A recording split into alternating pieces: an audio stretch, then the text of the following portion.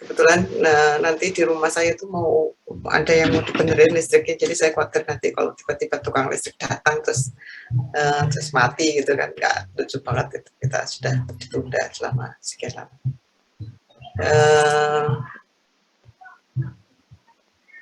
Oke, baik, terima kasih sekali lagi. Assalamualaikum warahmatullahi wabarakatuh. Kita sudah memasuki minggu terakhir untuk perkuliahan di semester ganjil 2001-2002. Jadi masih kurang lebih 1 minggu lagi untuk segala persiapan memasuki ujian akhir semester atau penilaian akhir semester. Selama kita melakukan perkuliahan, tentu saja ada yang mungkin dari apa yang disampaikan baik melalui saya secara langsung atau disampaikan oleh Bu Nisrina, itu ada yang perlu didiskusikan kembali sebelum kalian menulis dan merangkumnya menjadi satu laporan seperti yang sudah kita jelaskan di awal perkuliahan kemarin.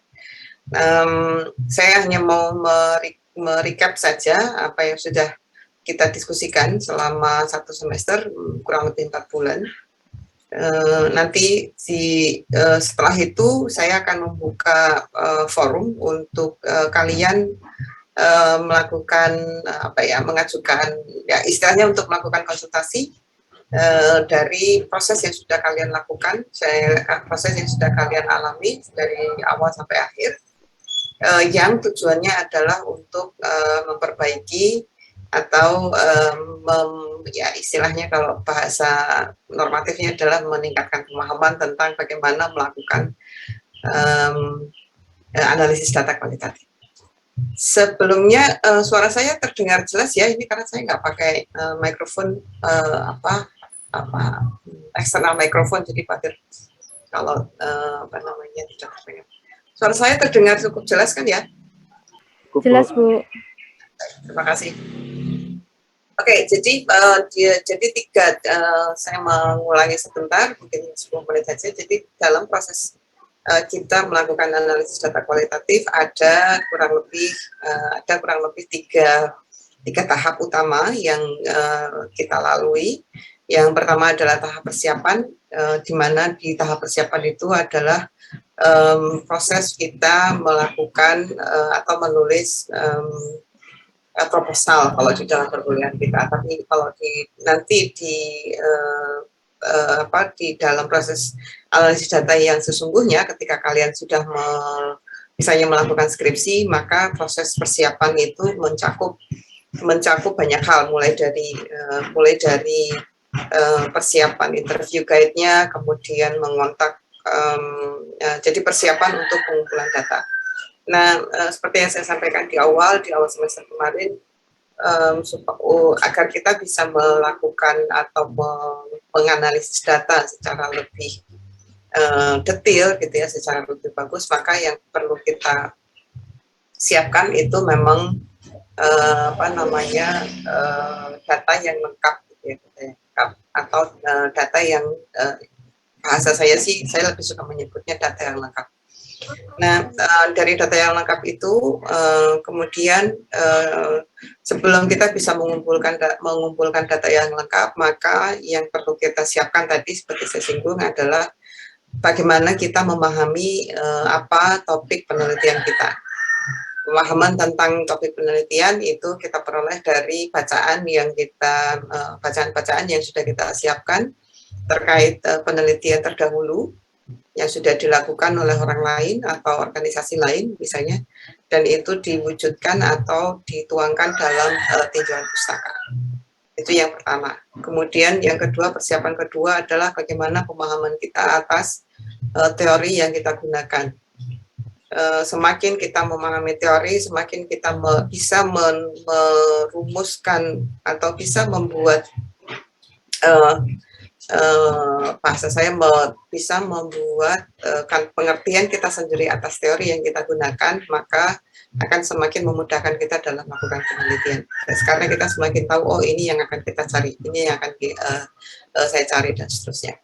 Kemudian yang ketiga tentu saja pemahaman atas topik yang akan diteliti, bagaimana mengapa alasan utama mengapa kita melakukan penelitian itu, dan itu kita tuangkan nanti di dalam pertanyaan penelitian. Itu 3 hal penting yang perlu disiapkan sebelum kita melakukan analisis data.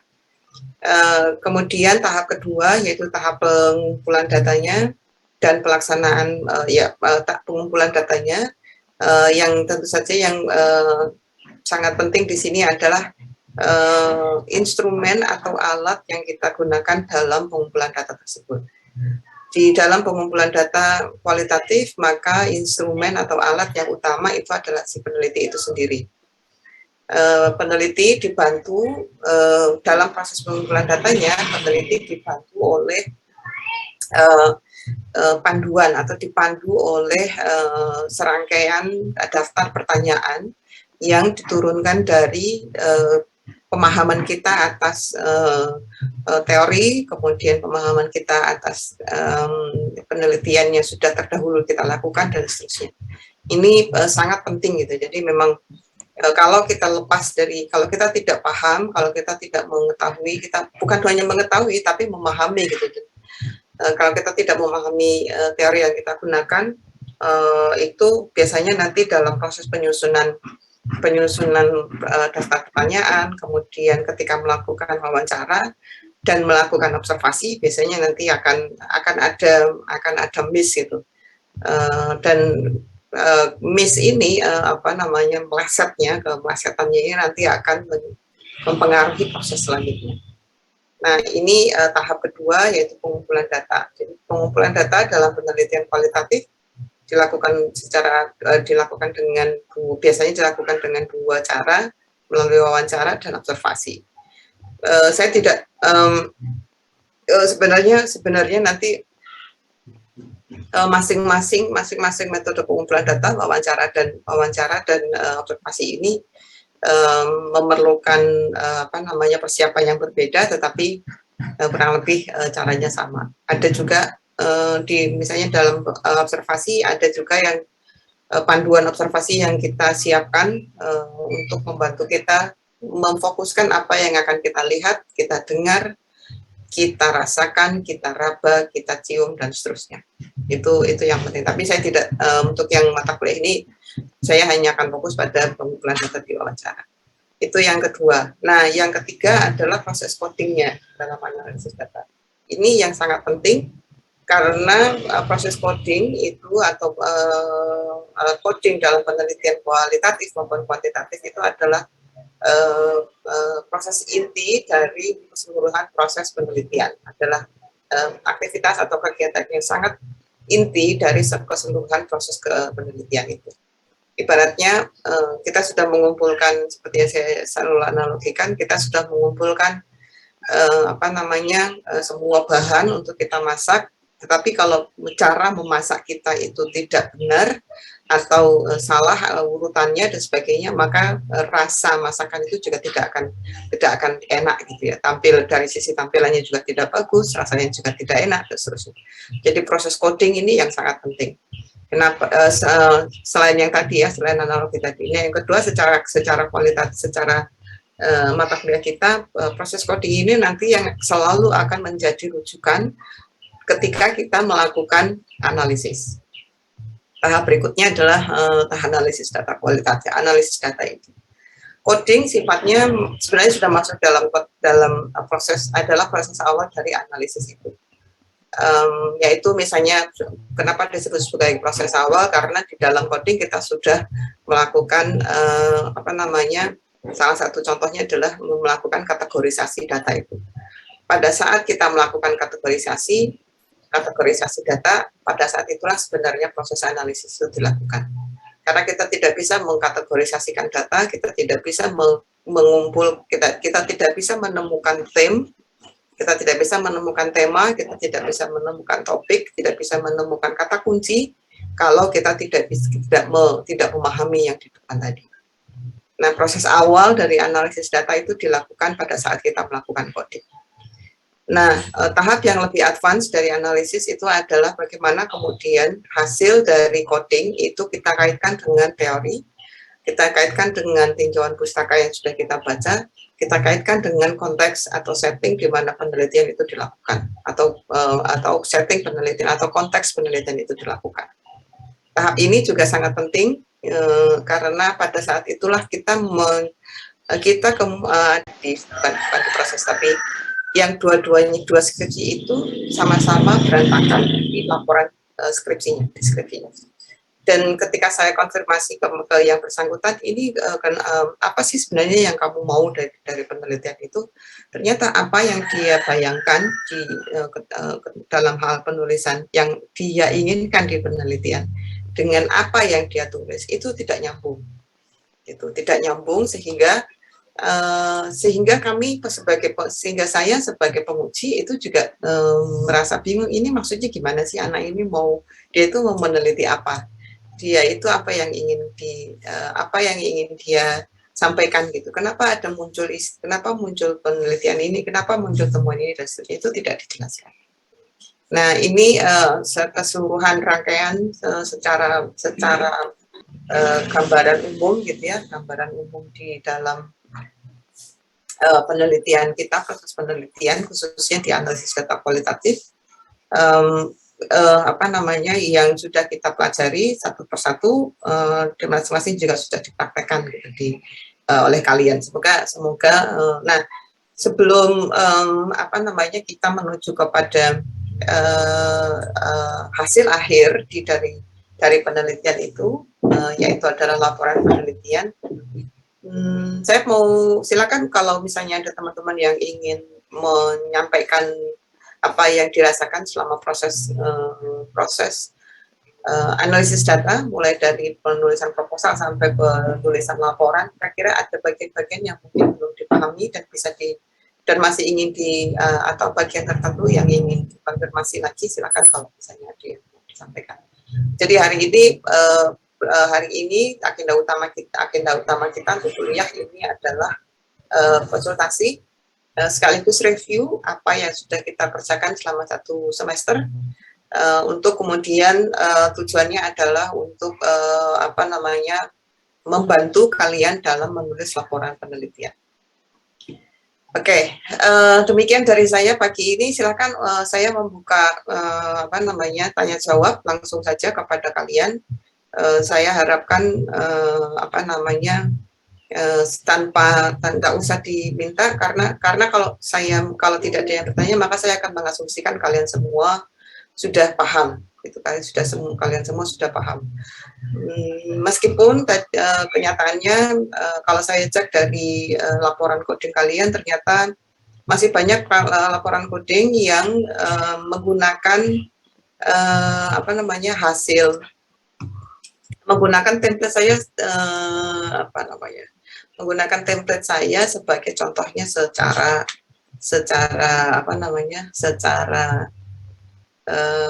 mentah-mentah gitu. Padahal misalnya ada faktor penghambat, pendorong dan seterusnya, itu padahal bisa jadi tidak harus selalu demikian, karena yang saya gunakan di contoh coding yang saya sampaikan melalui Bu Nisrina itu adalah hasil penelitian saya. Coding dari penelitian saya, sementara dengan topik yang berbeda, dengan narasumber yang berbeda, dengan tujuan yang berbeda, dengan apa yang kalian akan lakukan di penelitian kalian. Jadi ini yang mungkin perlu kalian pahami, bahwa saya dan Bu Nisrina mengamati dan menemukan bahwa apa yang kalian lakukan di coding itu masih sama persis seperti yang saya lakukan gitu, padahal harusnya enggak. Jadi monggo silakan kalau ada yang mau bertanya. Silakan menggunakan fitur. Saya akan lebih senang kalau misalnya ada yang langsung live saja ya, menggunakan live pertanyaan langsung supaya lebih interaktif lah, kita sudah lama nggak ketemu. Oke, pertanyaan dari Mas Teguh Pasori, bagaimana cara mencari kebaruan data yang sudah diteliti sebelumnya? Maksudnya gimana Mas Teguh? Mungkin bisa dielaborasi sedikit. Nanti setelah Mas Teguh, baru setelah itu Mbak Adani. Assalamualaikum Bu. Ya, waalaikumsalam warahmatullahi wabarakatuh. Jadi kan kelompok kami kan meneliti tentang bagaimana perkuliahan di masa pandemi lah, itu kan sudah banyak yang meneliti lah itu. Jadi bagaimana tentang kebaruan dari penelitian kami itu, nah itu bagaimana cara menentukannya, Bu? Terima kasih. Baruannya yang mau dicek yang mananya dari ininya. Sebelum itu sudah berapa penelitian yang dibaca, Mas Teguh? Jadi dibagi-bagi, Bu. Jadi nanti saya 2, teman-teman 2 gitu, Bu. Jadi sekitar ada 8. Oke, dari 8 itu kesimpulannya apa? Jadi kebanyakan dari ya lebih efektif kuliah online lah, sekolah pembelajaran online lah, itu kan sama saja, tapi bagaimana pembaruan itu atau dari tempatnya itu berbeda, itu termasuk kebaruan atau bagaimana? Terima kasih. Perlu penjelasannya itu, Bu. Ya. Oke, terkait hal ini, salah satu cara yang bukan salah satu cara, ada beberapa cara ya. Dan yang pertama dan terutama itu adalah kita membaca sebanyak mungkin penelitian yang berkaitan dengan topik kita. Membaca penelitian yang sudah dilakukan oleh peneliti terdahulu. Itu membantu kita untuk menentukan fokus penelitian kita itu akan meneliti di bagian yang mana. Karena dengan melakukan istilahnya kalau di dalam penelitian namanya literatur review ya. Dengan kita melakukan literatur review, maka kita akan tahu kekurangan dan kelebihan dari peneliti terdahulu. Gitu. Misalnya pembelajaran online, betul, riset itu sejak tahun 2020, mungkin akhir 2019 itu sudah banyak sampai sekarang, itu mungkin ada ratusan ribuan. Nah, memang tidak ada cara lain kecuali membaca artikel-artikel itu, jurnal-jurnal, kemudian penelitian skripsi dan seterusnya. Dari situ, misalnya dari sudah dikumpulkan misalnya ada 50 misalnya seperti itu. Nah, caranya supaya kita bisa tahu mana yang masih ada peluang untuk kita melakukan penelitian, itu adalah dengan satu mengecek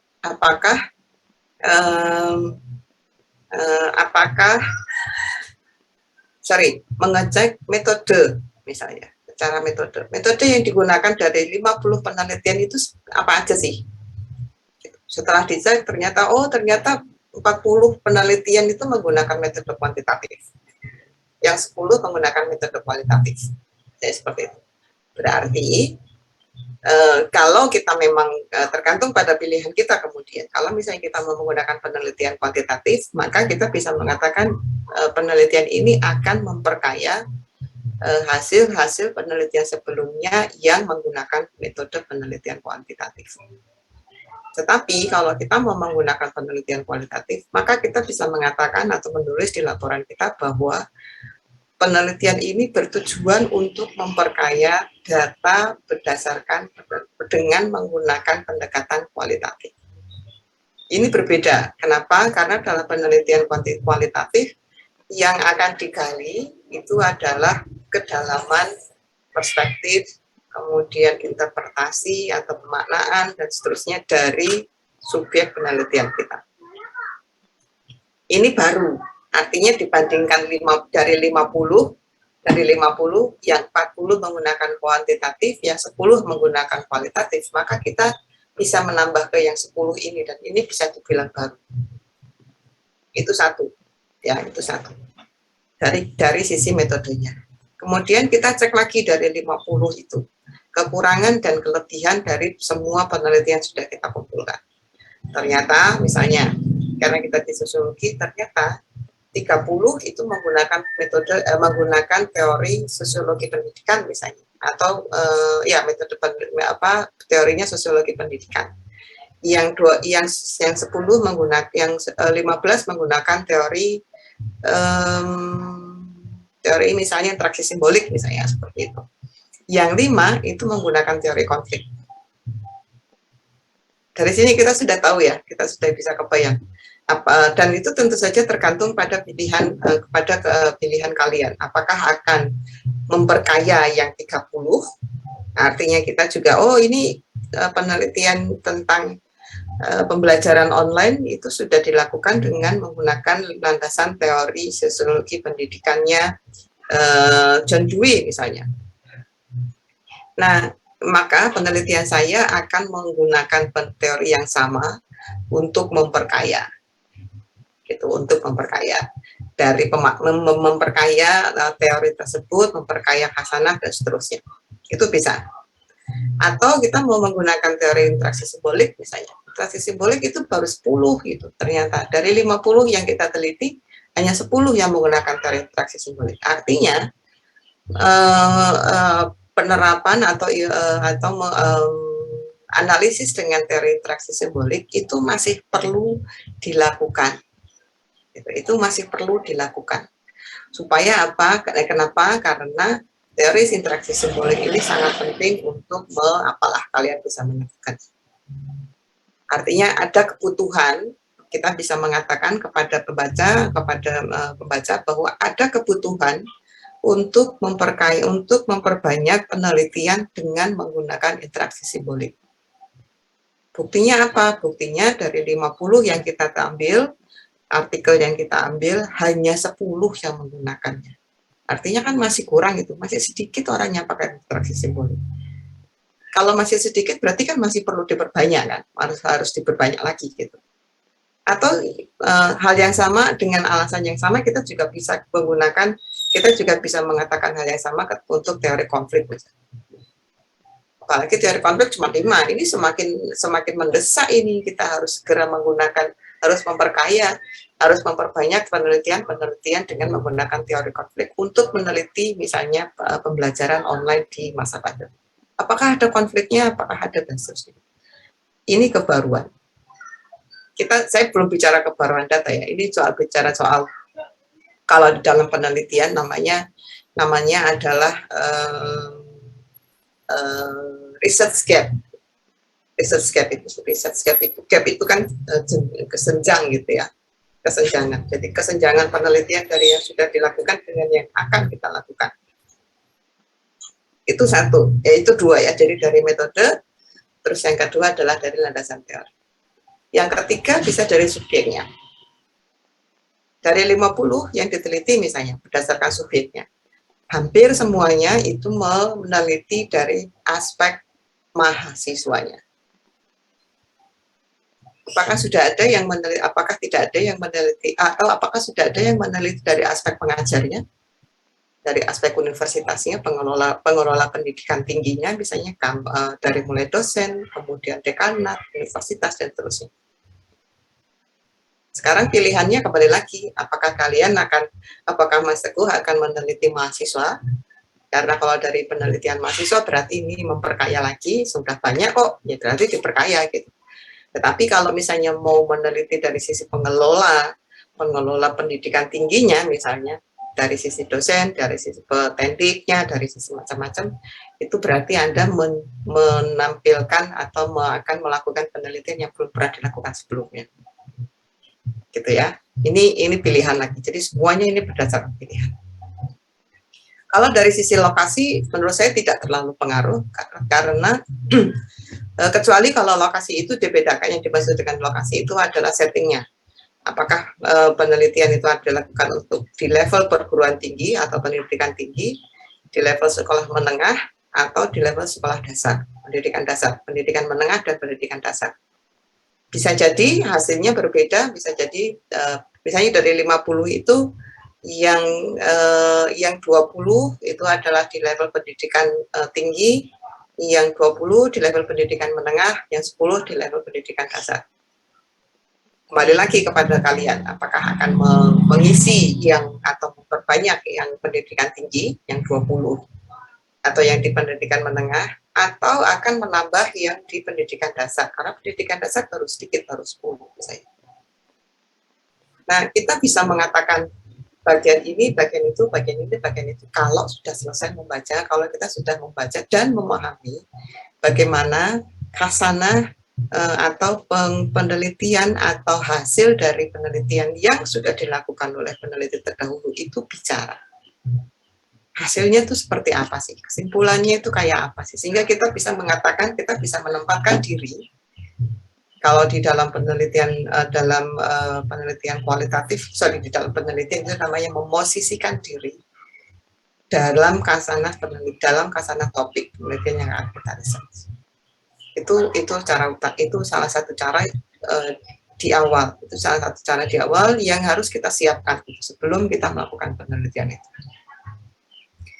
Jadi tiga ya, kalau 4 ya, ada dari sisi metodenya, kemudian ada dari sisi landasan teorinya, apakah teorinya sama atau tidak sama dengan yang akan kita gunakan, kalau sama kenapa, kalau tidak sama kenapa, itu ada penjelasannya, kalian harus sampaikan alasannya. Kemudian dari sisi settingnya gitu ya, setting penelitiannya, apakah di level pendidikan tinggi, di mana gitu ya. Kemudian dari subjek penelitiannya, apakah subjeknya adalah mahasiswa, yaitu yang mungkin kalau dalam hal ini adalah dianggap kita bisa sebut sebagai user atau pengguna, atau dari sisi providernya. Provider itu adalah pengelola pendidikannya, gurunya, kepala sekolahnya, kemudian diktinya, Kemendikbud dan seterusnya, itu pengelola pendidikan. Jadi selalu ada dulu. Jadi 4 aspek utama yang harus kita harus kita pikirkan ketika kita melakukan tinjauan pustaka. Jadi tinjauan pustaka itu kurang lebih seperti itu. Nah, kalau kemudian kalau saya membaca pertanyaannya Mas Teguh itu bukan kebaruan data ya, tapi mungkin lebih ke kebaruan novelty kalau di dalam bahasa penelitian, novelty, kebaruan penelitian itu.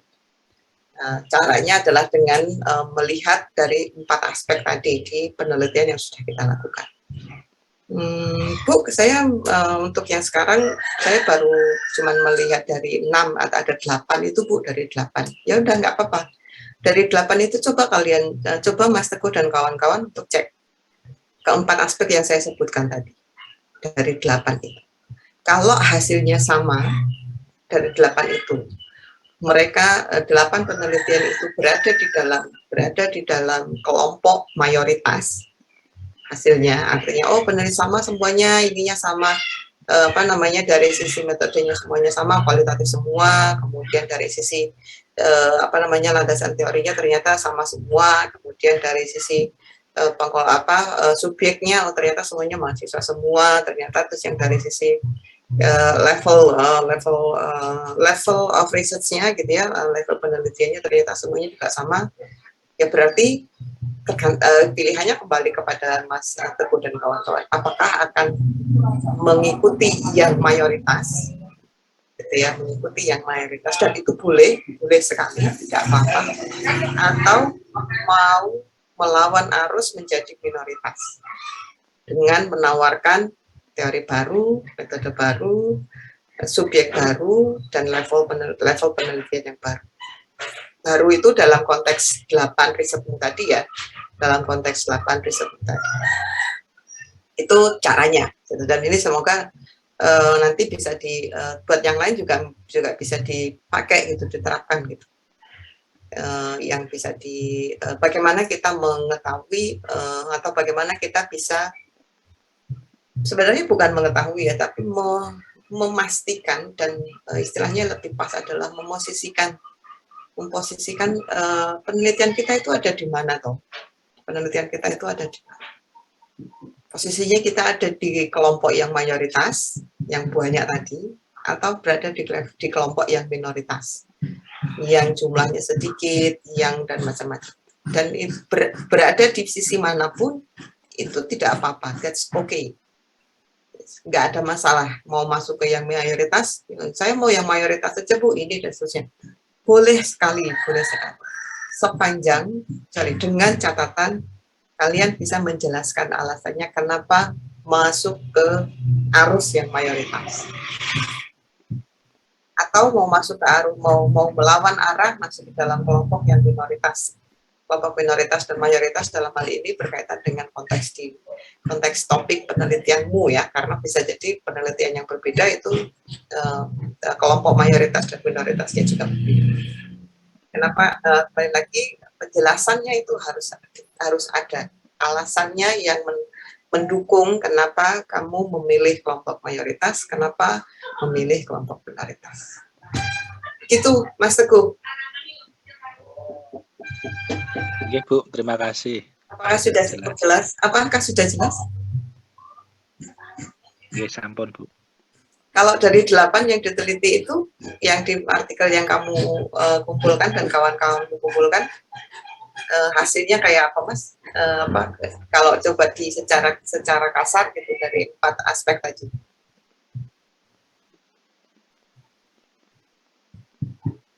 Mungkin yang berbeda yaitu lokasi yang itu, Bu. Tapi banyakan perguruan tinggi, Mas, ya, Bu.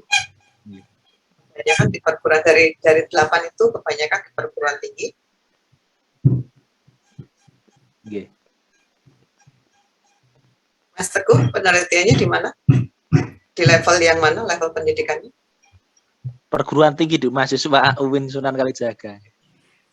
Sementara penelitian yang lainnya, yang 8 itu? Mahasiswa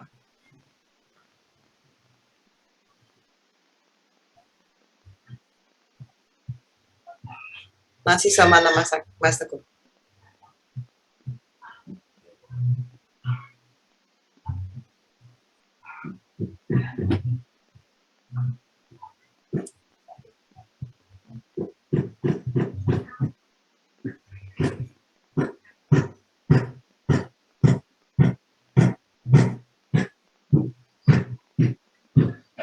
Oke, saya mau mulai dulu ya. Kalian sudah melihat yang ini kan ya? Karena Mas Teguh kebetulan menyinggung soal itu, jadi saya langsung.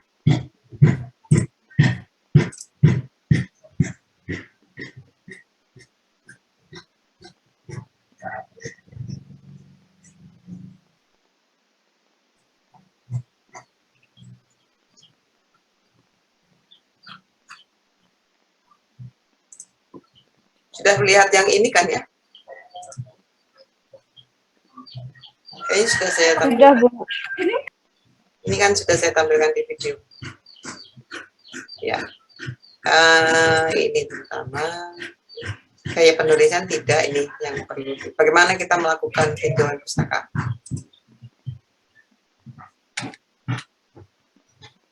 Membandingkan hasil penelitian dengan tujuan, lalu di mana letak kerelevanannya. Ini. Kalau saya di sini hanya ada 3 teori, kekurangan dan kelebihan yang berkaitan dengan teori, kekurangan kelebihan berkaitan dengan metode. Apakah sama atau berbeda dan sebagainya. Ini contohnya penelitian. Kalau misalnya contohnya kita mau mengubah paragraf ini menjadi tinjauan pustaka.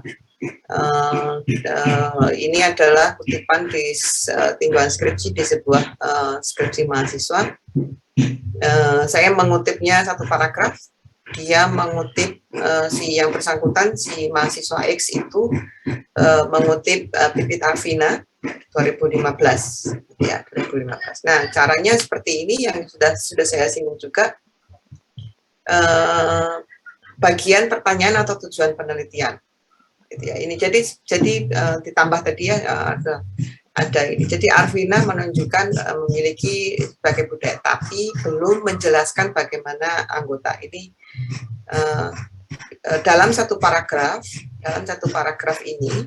Ketika kita melakukan tinjauan pustaka, maka satu paragraf ini sudah menunjukkan satu bagian kalimat pertama ini adalah kutipan dari penelitian yang terdahulu yang kita akan tinjau. Kalimat kedua adalah menunjukkan kesimpulan dari penelitian itu yang berkaitan dengan kekurangan dari tujuan penelitian terdahulu. Tujuan penelitian terdahulu belum menjelaskan bagaimana masing-masing ini. Kemudian kesimpulannya di kalimat ketiga itu adalah kita melakukan kesimpulan gitu bahwa penelitian Arvina itu belum melakukan ini, oleh karena itu kita akan melakukan ini. Ini contoh satu, ini sudah ada di video ya, saya hanya mengulangi saja. Contoh kedua, teori. Dia sama, kutipannya masih menggunakan kutip Arvina 2015. Kemudian bagian pertama sama seperti sistematikanya sama. Kalimat pertama itu adalah kutipan atau kesimpulan dari penelitian yang akan kita akan kita teliti, gitu ya, akan kita tinjau, khususnya berkaitan dengan teori. Teorinya di sini adalah teori budaya populer. Lalu kesamaannya, kalau di sini adalah kesamaannya, oh ternyata teorinya sama nih, berarti kita menggunakan teori yang sama. Teorinya yang sama, kemudian kalimat kedua adalah statement bahwa penelitian yang akan kita lakukan itu menggunakan teori yang sama dengan apa yang Arvina lakukan. Kalimat ketiga itu adalah alasannya kenapa kita menggunakan teori yang sama dengan Arvina. Ini yang tadi saya sebutkan. Kalau di sini misalnya dari 8 penelitian yang dikumpulkan oleh Mas Teguh Basri dan kawan-kawan itu ternyata semuanya menggunakan interaksionisme simbolik. Kemudian maka di sini dituliskan semua. Arvina 2015, Ambar 2020, Teguh Basri 2014 dan seterusnya sampai 8. Menunjukkan atau menyimpulkan bahwa interaksionisme simbolik itu penting untuk membahas pembelajaran online yang dilakukan oleh selama pandemi misalnya. Kemudian kesimpulannya statement dari kita, oleh karena itu dalam penelitian yang akan kita lakukan,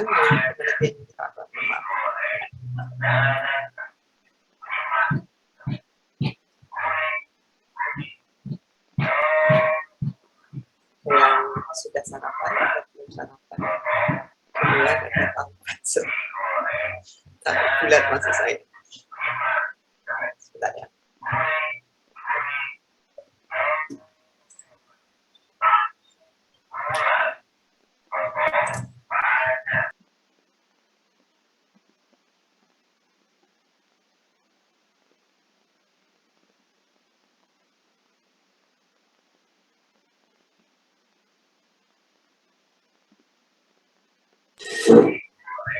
Masih kedengaran sedikit, nggak apa-apa.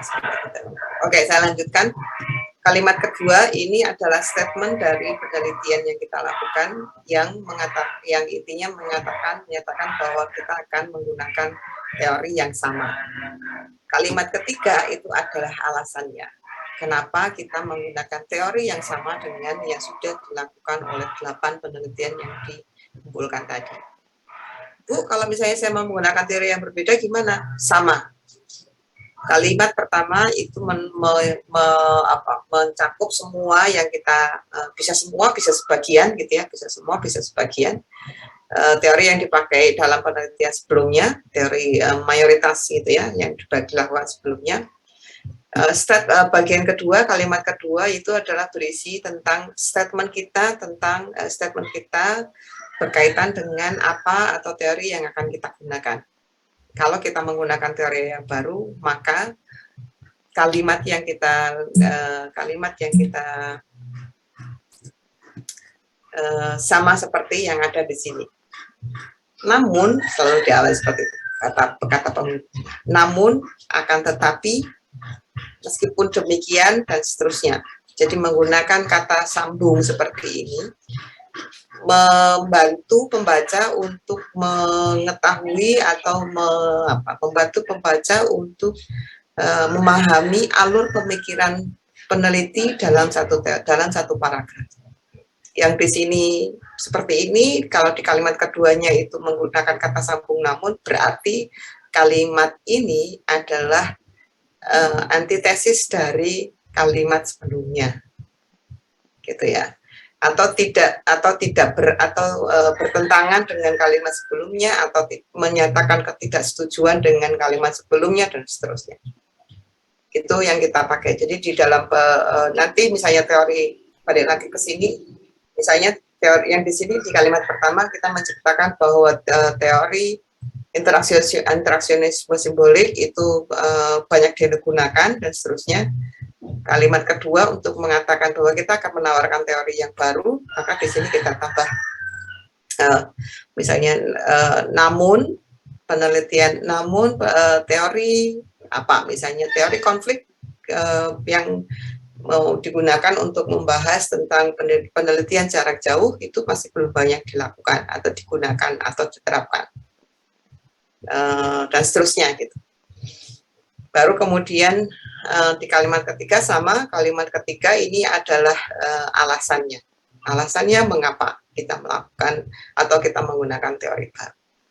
Atau kita menawarkan teori yang berbeda dengan yang ada di kalimat pertama ini. Kemudian contoh ketiga adalah metode. Metode yang digunakan bisa sama atau bisa berbeda dengan yang akan kita gunakan.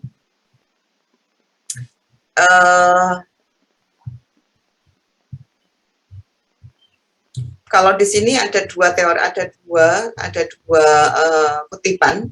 Yang pertama adalah Stuart Hall yang menjelaskan tentang teorinya yang digunakan. Ini teorinya sama dengan yang akan kita gunakan. Kemudian kalimat kedua ini adalah sama juga tadi teori masih menjelaskan tentang teorinya. Kalimat ketiga di sini adalah menjelaskan tentang metode penelitian yang akan kita gunakan. Mengumpulkan data tentang perubahan bentuk jilbab dari masa ke masa sebagai identitas. Ini adalah metodenya. Data tentang perubahan bentuk jilbab atau hijab. Gitu ya. Bisa juga alternatifnya untuk tinjauan pustaka berdasarkan hasil metode misalnya, bisa juga tadi menyebutkan misalnya sistematikanya sama seperti ini. Paragraf pertama itu menulis tentang metode yang banyak digunakan yang dari hasil penelitian yang sudah terdahulu. Kemudian kalimat kedua adalah menjelaskan statement kita atau posisi kita, apakah kita akan mengikuti yang mayoritas atau yang sudah umum, atau akan menawarkan teori atau menawarkan alternatif metode yang berbeda dengan yang di sini. Kemudian di kalimat ketiga itu adalah alasannya, supporting argumennya tentang mengapa kita memilih kalimat kedua ini. Begitu. Nah, ini sih sebenarnya cara kita untuk melakukan tinjauan pustaka secara umum, khususnya untuk mencari kebaruan dari penelitian yang akan kita lakukan atau novelty. Jadi belum sampai ke data karena pada prinsipnya jika kita sudah bisa menentukan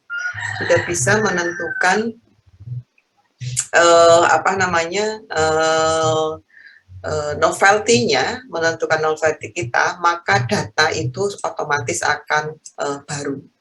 Gitu. Data itu akan baru sesuai dengan apa yang kita ingin atau tujuan penelitian. Begitu. Secara ringkasnya. Silakan berikutnya Mbak Dani Alin, silakan. Baik Bu, izin bertanya terkait tadi tinjauan pustaka yang udah di-share sama Bu Ambar kan. Untuk efektivitasnya harusnya seperti itu ya Bu, tapi dulu waktu kami masih semester 1, waktu matkul metopen sosial itu, Bu Morianti mengirimkan proposal dari kakak tingkat, dan contoh untuk penulisan tinjauan pustakanya itu seperti yang di awal tadi sebelum revisi tentang keefektifitasannya. Nah, kalau misalkan kita memakai yang seperti dicontohkan Bu Morianti, apakah boleh atau kita sebaiknya memakai yang lebih efektif, Bu? Terima kasih. Ya. Baik, terima kasih Mbak Dani. Kalau untuk mata kuliah saya sementara kita menggunakan metode yang sudah saya jelaskan saja. Karena bagi saya yang contoh yang saya sebutkan itu belum tinjauan. Gitu. Belum tinjauan. Dia baru deskripsi, buat saya mungkin Bu Muriati atau teman-teman dosen lain punya pandangan tersendiri, tetapi dari pengalaman penelitian yang saya lakukan, terutama ya dari pengalaman penelitian yang saya lakukan, yang dikutip, yang ditunjukkan di contoh deskripsi itu masih berupa deskripsinya. Sebenarnya atau kalau misalnya, jadi bisa juga dengan mengkombinasikan keduanya nanti misalnya suatu saat kalian menyusun skripsi, ya sudah menyusun skripsi atau menyusun penelitian atau proposal, ada mata kuliah, seminar, proposal dan lain sebagainya, mengkombinasi kedua metode ini, kedua cara ini akan juga semakin memperkaya gitu, memperkaya dan memperkuat proposal kalian terutama. Karena kutipan yang saya share lagi saja.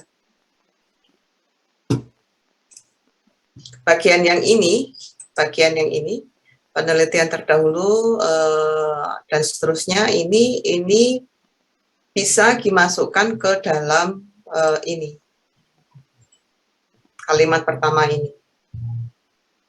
Jadi diawali dengan secara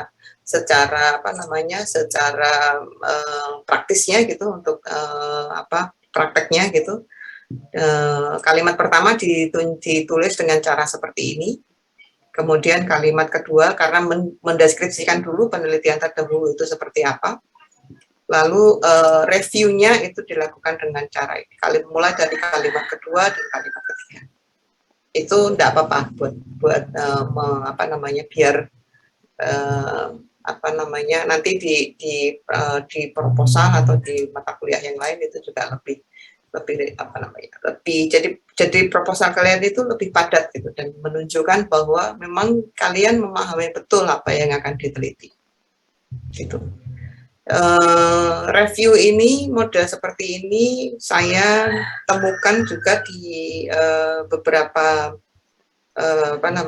di beberapa kampus lain yang juga sudah menggunakan atau menerapkan model literatur review seperti ini. Jadi tinjauan pustaka itu benar-benar melakukan tinjauan gitu, bukan sebatas mendeskripsikan gitu, dari ya mungkin ini juga jadi tantangan sebenarnya di sosiologi untuk karena memang sampai sekarang belum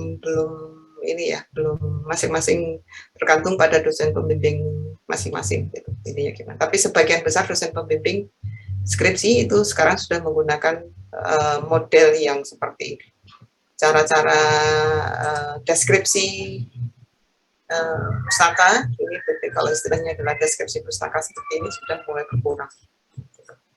Nah, kembali ke pertanyaannya Mbak Danialin tadi, untuk mata kuliah ini tentu saja saya mengharapkan kalian menggunakan cara yang sudah saya ajarkan gitu ya, sudah saya berikan.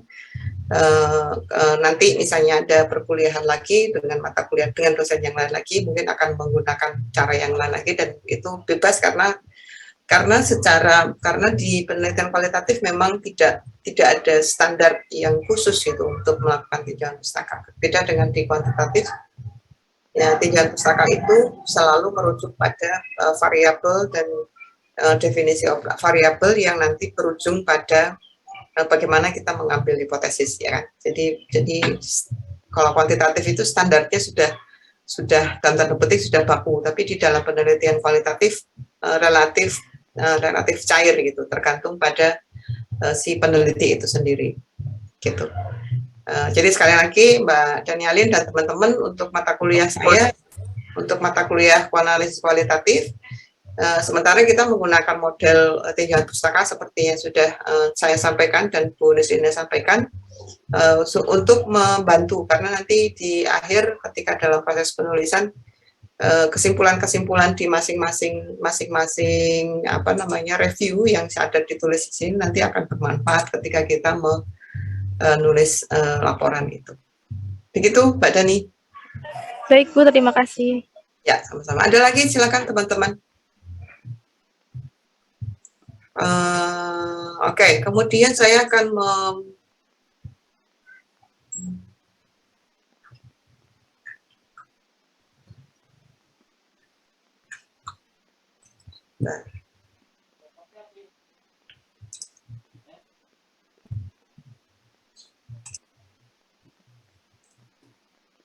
Oke, berkaitan dengan coding, apakah ada yang ingin disampaikan?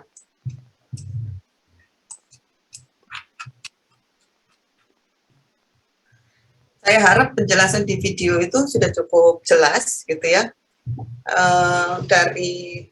Mulai dari transkrip, cara kita membuat transkripnya, kemudian bagaimana memasukkan transkrip itu, memasukkan hasil wawancara ke dalam tabel-tabel seperti ini, sesuai dengan tahapannya. Yang pertama adalah open coding, kemudian yang kedua adalah aksial dan selektif, kedua dan ketiga ada aksial dan ada selektif coding.